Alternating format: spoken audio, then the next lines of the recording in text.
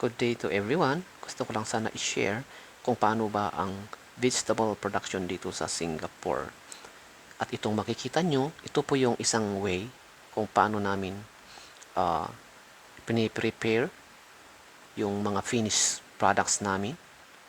Katulad nitong isang klase ng gulay na tinatawag na pak choy o kaya yung xiao bai chai. So, ang gamit namin dito na system ay yung tinatawag na hydroponics o kaya ay vertical farming, kung saan hindi po kami gumagamit ng soil kundi tubig lang ang ginagamit namin.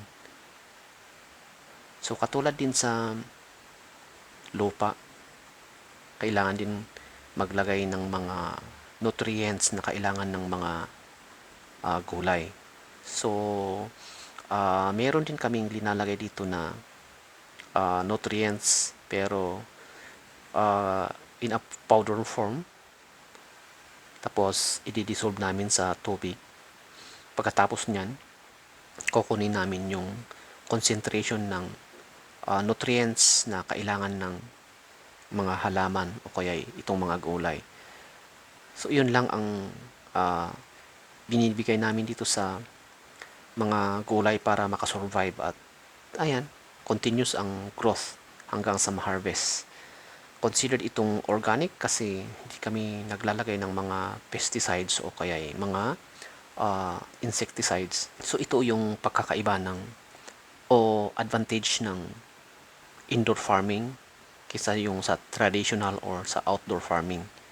So lahat, kapag nasa indoor farming ka, kontrolado mo lahat katulad ng mga temperature, lights, at saka yung mga growth ng mga pananim mo, pwede mong i-adjust kung gusto mong gawing 30 days, 40 days bago mo i-harvest, pwede yun. Di katulad ng traditional farming, kailangan kung halimbawa ang requirements ng seeds ng within 30 days at saka mo lang siya pwedeng ma-harvest.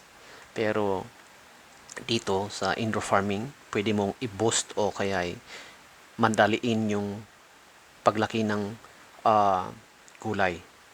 By the way, baka may nagtatanong sa inyo na kung bakit manual ang harvesting, hindi gumagamit ng machine. Oo, tama po kayo. Manual lang po ang way of harvesting namin dito.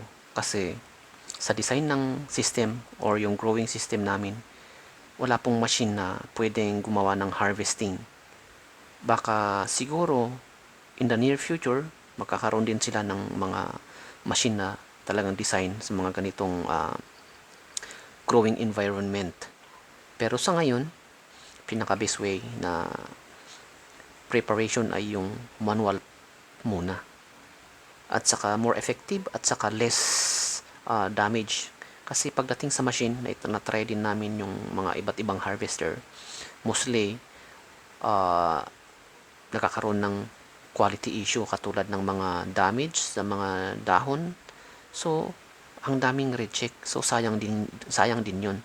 Kaya, mas prefer namin na gawin ang manual kaysa yung gagamitin namin yung machine na marami namang maitatapon.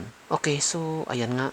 Itong order pala ay para bukas. Usually, one day before the delivery, hinahanda na namin yung mga orders para early in the morning, i-deliver ng mga drivers sa mga lokasyon ng mga customer namin. Hanggang dito muna ako at see you on my next video. Don't forget to subscribe. Thank you.